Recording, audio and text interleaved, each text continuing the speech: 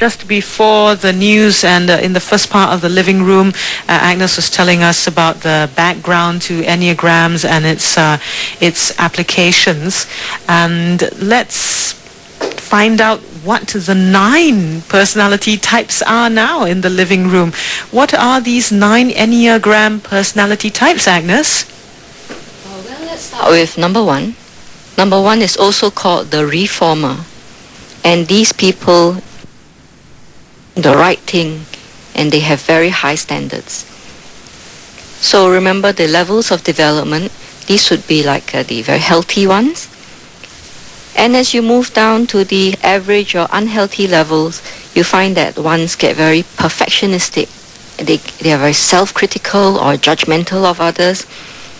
And a lot of the times they get resentful or impatient because things are not done right, things are not done their way. And they have a great fear of being bad, of being defective or not good enough. So they have this script in their head that says, I'm not good enough. And they're searching for perfection. For example, famous ones would be like Mahatma Gandhi, Margaret Thatcher, the Puritans. The Puritans? Yes. Okay. How did they figure this out? Did they get Mahatma Gandhi and Margaret Thatcher to do the questionnaire?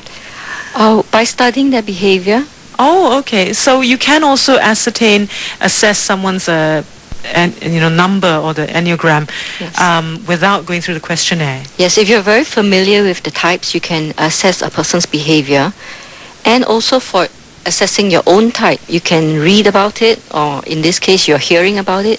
If you feel that this sounds like you, then that's probably your basic type. Right. Before you were saying, earlier you were saying 80-20, right? So like 80% of it is kind of like, really reflects That's your right. behavior, who you are. Yeah. Not Chances are you're necessarily every trait. Okay. Yes. So that's number 1, the reformer. Number 2 is the helper. The helper. Now these people can be very altruistic. They are caring, empathetic, very friendly. They are generous with their time, their effort, they're self-sacrificing. And to the extent that they want to help people, to help themselves as well, they can be very people-pleasing, and because they want to merge with people, they can get possessive. And they lose track of their own identity. They find it very hard to receive. They give and they give and they give, but recognizing their own needs becomes a problem. And they have this great fear of being unloved or unwanted. So they are searching for intimacy, to feel loved. And we can... Who are some of the famous, people who would fall in this category as the helper? Some of the most famous twos would be Mother Teresa, Florence Nightingale, and people like John Denver, Bill Cosby, they're twos as well. Okay. We got an email from, just to interrupt here for a little bit, Agnes, Shally emailed us, and she wants to know how one would be able to know one's type out of the 9 types. So actually, you did cover it. You're saying the reading about it, the questionnaire as well, right? That's right. Okay. So Shally, there are quite a few ways, but you can do a questionnaire. Agnes was saying 144 questions that you answer, and that will give you a pretty good, idea of which of the 9 Enneagram personality types you are. Okay, and we're now hearing about the 9. So I've gone through 2, and Agnes is now going to tell us about the number 3, the achiever.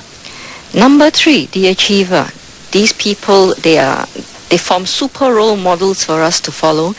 They are very success-oriented, ambitious, they're highly energetic, and a lot of them tend to be very charismatic as well. Pragmatic, result-oriented, to the extent that they are very adaptable. They can adapt themselves to suit the needs of the situation. So they also are very concerned about their image. They are status conscious and very competitive to the extent that, the type A personality, the workaholic, they could really burn themselves out, get really exhausted. And in a sense, they're disconnected from their real feelings because they always need to do and to achieve. So they are, in a sense, self-deceiving because their basic fear is being worthless. and they fear that they do not have a value if they do not achieve. So what they're looking for is validation. They want to be accepted, desirable, worthwhile. Okay. And who would be some of the personalities that would be the achiever? The achiever, Bill Clinton, Madonna, Oh, Tom Cruise. I thought Madonna would be the exhibitionist. No, but that's not one of the 9. Tom Cruise is Yes. there? Okay. Anthony Robbins. Okay. I wonder if I asked you to name some Singaporeans. I'm sure you could come up with quite a few, right? But we won't, to protect